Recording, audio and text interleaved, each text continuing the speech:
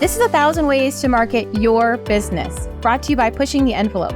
We're going to dive deep into all things marketing to help you reach your goals. Tune in and let's grow your business.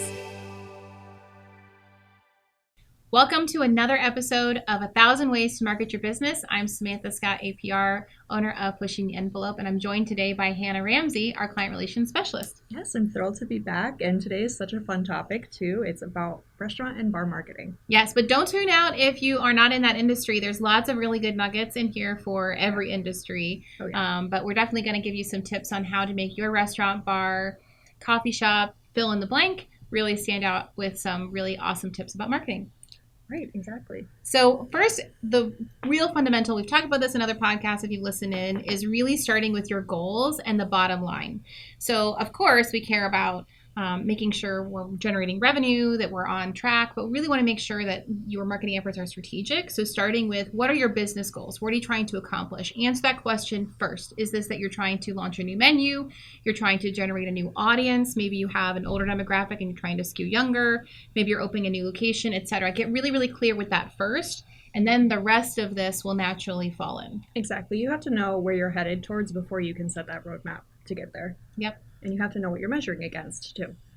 Yeah. So think about this from, is this just strictly revenue? You want to get more covers, or you want more sales of specific menu items? Really get specific about that. Or is this more about community engagement, relations? There's lots of other metrics that might be important as well to your business and your brand overall. So do think about that beyond just the bottom line revenue figure. What are some of the other objectives you might have in mind? Right. And when you're considering those objectives too, some of the first things to establish are not only a budget, but also your audience. Your audience is super important to know offhand and upfront. And it creates a more informed strategy when you know, like, let's say, for example, since we're talking about restaurants, you're a high-end steakhouse and you're serving, $100 steaks. You're probably not trying to reach a younger person who's not as established in their career, who isn't, looking for that kind of a thing. They're looking for more of, what's trendy, and you're looking for more of like the classic, older. Right. They may not have the disposable income either. Exactly. So it may not be of interest, but also just may not be feasible to them. Right. Yeah. So I think you're exactly right, Hannah. Starting with your target audience is really critical. Immediately following having your very clear goals and objectives. So knowing who are you talking to and what matters to them. Exactly. I like to say is, it's not the me show when we're putting together a marketing plan, because how I get information, what I'm looking for, or you as the business owner might be different than that of your target audience. How are they absorbing information? Where are they looking for recommendations? How are they making decisions? What does a day in their life look like? And how can you meet them in that where they're most susceptible to taking advantage of the message that you have for them and ultimately taking the action that you want? Right. And one thing that we like to recommend is what's called personas. And you literally sit there and you can give this person a name, you can give them a job, you can give them kids, you can do whatever you want with this person as long as it fits into somebody that you were trying to target. What does Mary Jane look like? What does she do on an average day? How does she get her information? Does she watch TV? Does she scroll through Facebook? Does she see things on the bus that she's taking to work every day? Things right. Like that. And while this is fictional, of course, because we're talking about making up this person, Mary Jane, but you also can marry this with stats, right? You're building this out with statistics. So we say, generally, people of this age range and this geographic area with these interests behave these ways. So you're stacking up what you would suspect with actual statistics and data. Right. So you can really create a strong target audience that you can build a plan around, knowing what's going to motivate them, what would be of interest, where they get their information. And then making sure that you communicate what sets you apart distinctly to them. Yes. So making sure that what you are trying to communicate, why someone should go to your restaurant, go to your bar, your coffee shop, meets the needs of that target audience. And that's a really important differentiator right there, is that it's not just, hey, come to my place of business because I have great service or food. Everyone's going to say that. But it's about making sure that it meets what they're looking for. So to your point, maybe it's a younger demographic and they want an experience. So come to our coffee shop because we have goats outside doing goat yoga or something, whatever that fun thing is, right. That it stands out to them. Yes, and along with setting you apart, there's tools and things that will help you set apart, such as, if you're, again, trying to look for that younger audience that's looking for those experiences or something trendy, videos and reels on Instagram are going to be your go-to. Yes. So I'm going to interrupt you right there, but I think that's a super awesome point is that what we're trying to express to you is that these are all things you can do without any fancy equipment or extra staff. Right. So these are things where you can start with little to no budget and start working towards your ultimate goal. Use the tools you have already. iPhones, smartphones have incredible capabilities now, and there's tons of apps that are low cost or more advanced if you want, where you can make these things for yourself. I am not saying that you should hire your teenager or the kid down the street. We'll have a whole nother podcast about that, why it's important to hire someone that actually has experience. Right. But point being, you can use the tools you have to get started on this path. And some of that, like Samantha said, could be things that you already have, like an iPhone for filming videos, or there are some very cheap or low-cost email platforms that you can get started on. You may already have some of your audience's information and contact. Start using it. Right. Start reaching out to them. And think about crossover too. So use the tools you have. Do you already have a website? Should that be updated? You probably have a social media presence. Make sure that's current and updated. Maybe you can leverage some paid options there because it certainly is a pay to play market. It's no longer if you build it, they will come organically and you'll have this magical following that doesn't exist. If you have an email newsletter, maybe you have a text club or something. Maybe there's an opportunity for signage outside, or are you part of a community organization? Right. So this might be something where you're a chamber, so offer a deal for chamber members or some other organization that you're a part of. And then think about crossover too. You mentioned you might already have your audience information. Well, there's something called a lookalike audience. So if you know this list of people are really great customers and they come regularly, they're part of our loyalty program, so to speak. And if you don't have one of those, that's also a good idea. Then you could use that information to create a lookalike audience on social media so you can advertise to people who are probably most similar to your ideal customer. Those are warm leads, just waiting for the invitation to come in. Yes, exactly. And something else to consider is making friends with your local reporter. Yes. That is a great exposure that is free. If you make a relationship with a local writer and talk to them about, like we said, all the things that makes your place different, something that is newsworthy, something that's going to catch a headline, and just, like I said, form a relationship with those kind of people and have them get the word out for you. That and influencers as well. Yeah.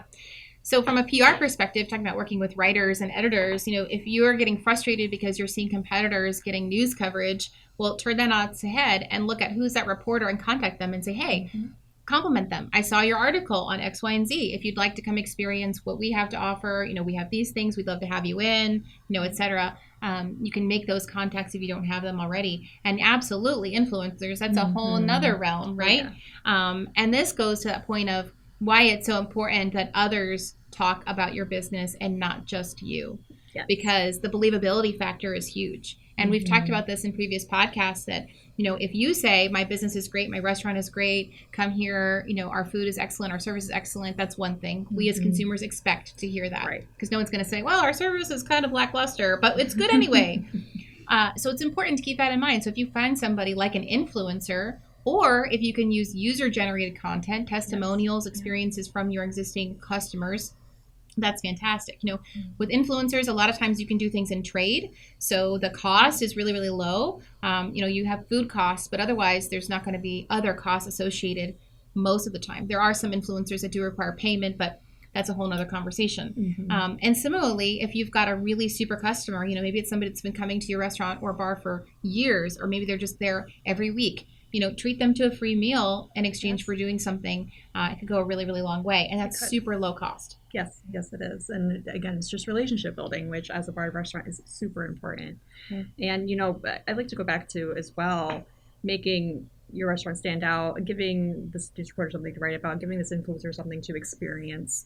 And, you're not just a restaurant, you're an event destination. It's an ideal date night location. Maybe your wine list is super expansive and covers many different regions. Maybe you have branded merchandise, or you're holding events, or you have live music. Think about all the different ways in which your bar and restaurant can incorporate things that people are going to come and enjoy, specifically at your place. Right. So if you don't already have those things planned, there's some additional free advice is get involved in your community, host networking events or things like that. Do keep in mind your target audience, right? Before you go having every single after hours networking event that could be a problem. But also think about slow times. That's a great idea too, is when you can capitalize on that. So maybe you have a lunch rush and you have a dinner rush, but you've got some time in between. How do you capitalize on that? Is there a way to host meetings or events or different things in that time frame? And then again, are there groups where you could invite them in? And so you're doing something good for the community, but you're also creating more awareness. So long as the folks that are coming are your target audience. Yes, exactly. And whatever you decide, it has to be authentic to you and your brand, and it has to be consistent, because customers will come to learn what to expect from you, and you have to uphold that. If you're going to uphold those relationships, if you're going to get those testimonials to share, and you're going to have that loyalty. Right. So you might think, if you are more of a casual restaurant or a bar, maybe you could invite, local sports teams. If there's like a softball league or a bowling league or something, you could have them come in. If you're more of a professional environment, it would be a good place for like a work lunch, then maybe a chamber makes sense. So just be thoughtful about how you're doing that community engagement, right. And really establishing those relationships so that you can be a resource, yes. Which leads to the next thing. And I briefly talked about this, was loyalty programs. Yes. We have a lot of experience doing those. Maybe you can talk a little bit about loyalty programs.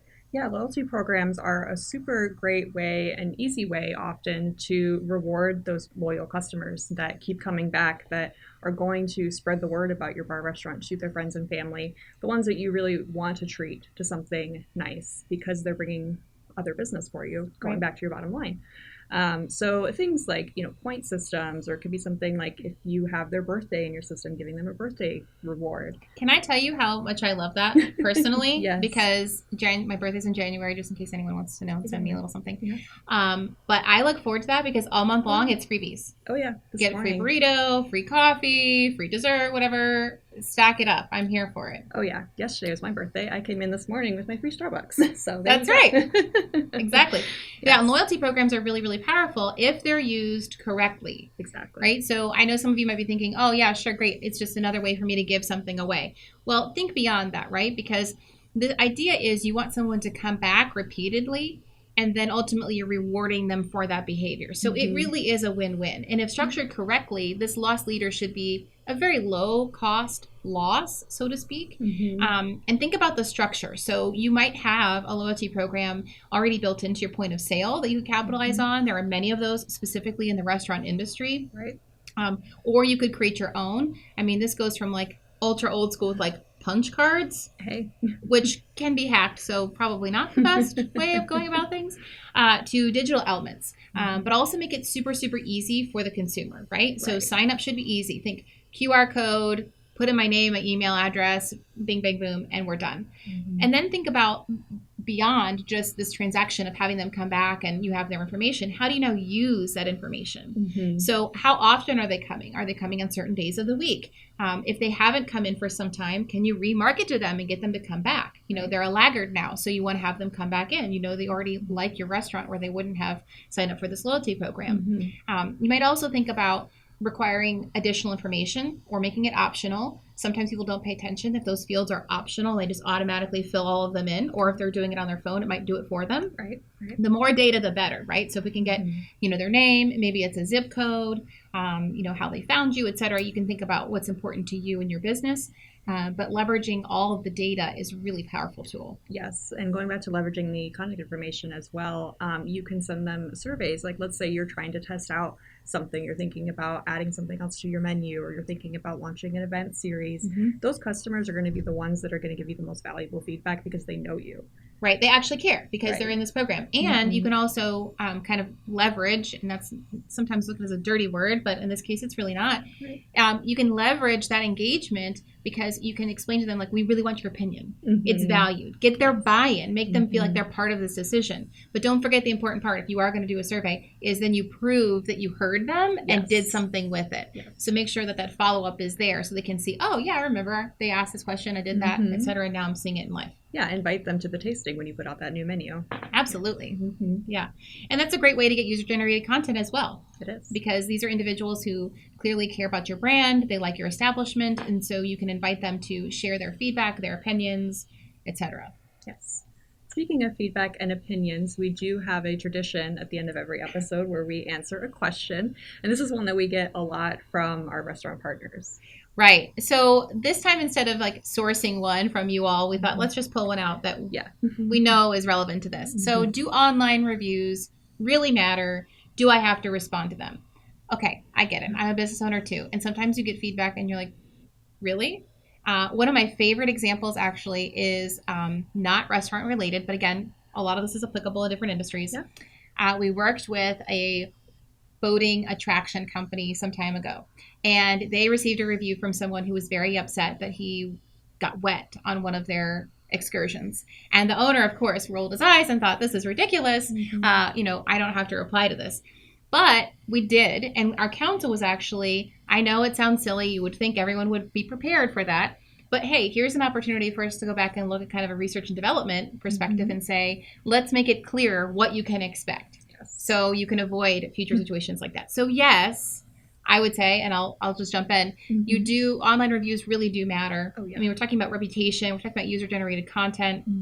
It's incredibly powerful because if you're trying out a new restaurant and you see a bunch of good reviews and then 5 bad reviews recently, you're like, oh, I don't know if I'm going to go there. Yeah. Or if you see a bunch of 5-star reviews and you've never been there, you don't know these people from Adam, but they've all had a great experience, you're going to be much more willing to try. Yes. And this is the world we live in now. Oh, it is. It used to be, hey, Hannah, where do you go eat?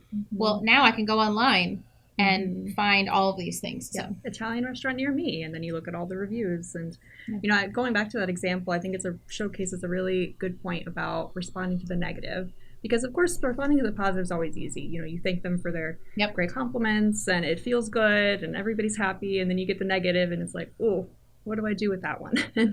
It's oftentimes a really good opportunity to explain your side of the story, not in a argumentative way. Right, you don't want to be defensive. No, you never want to be defensive, but it is a good way to show other reviewers, you've come to this situation with grace, and here's an explanation of why this might have happened, or here's an explanation of our policy that we might have that applies to this situation. It showcases other reviewers that, 1, you care, 2, you're not being defensive or argumentative. You will approach any negative situation with, professionalism and grace, and it's an opportunity to kind of just clear the air, maybe, is a good way to put it. And I'd even add to that, use that to improve your team. Yes. Because if there was something where, hey, we could have handled this better, here's a learning opportunity for our staff. If the situation comes up, here's how you handle that. There's tons of ways to use that. And I think that's really great too, because as a consumer, even if I'm looking at reviews, whether it's for any kind of business, a professional service, a restaurant, what have you, and I see that the business has replied only to the positive ones, well, then that leads me to write my own narrative around the negative. Were these true? Did this actually happen? Right. And so you can really direct that public opinion if you acknowledge it. I'd also say on the flip side, there are a lot of businesses that don't reply to the positive. You should do that. You just take it for granted. You absolutely should do that. Even if it's just, thanks, Hannah, we're so glad you had a great experience. Right. Acknowledge that person, because in this day and age, everybody's on their phone all the time. Even when you're walking through your restaurant, your bar, you see people on their phones all the time. And the fact that they took a few moments to write something positive that they didn't have to do, that you didn't ask them to do, speaks volumes and definitely should be recognized. Yes. And use that in other ways. Use that review in your social content as well. It's like we said, it's going back to letting other people tell your story for you. Yeah, exactly. If you get a great review on Yelp, you can always use that review and just abbreviate the person. You don't have to put their whole name. Right. It can just be Hannah, for example. It doesn't have to have everything on there, but definitely leverage that, of course. So we hope you liked this industry-specific example. We'd love to hear from you if you want other industries covered, professional services or otherwise. We're going to kind of switch things up, make some things general, some things specific. Right. So we'd love to hear from you. Yes, but always tune in even if it is specific, because like we said, things are totally crossover between industries. Absolutely. Thank you so much for joining, Hannah. I appreciate it. Thank you for having me. And we look forward to our next podcast and hope you'll tune in again. Yeah. In the meantime, keep pushing.